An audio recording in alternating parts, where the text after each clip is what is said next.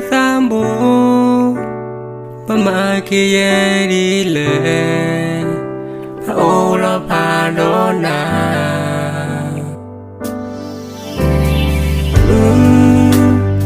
Ka uwe tani Ka chilo peka Puedo tata ku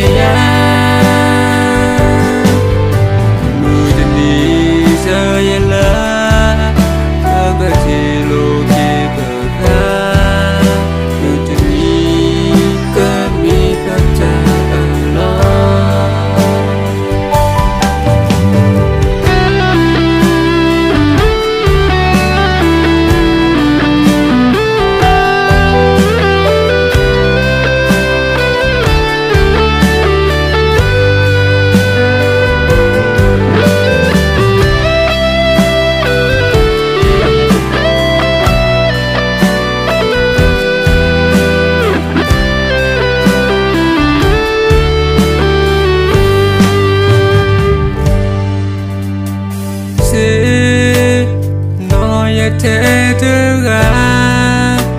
you ba ye te na tuga e la poka poka na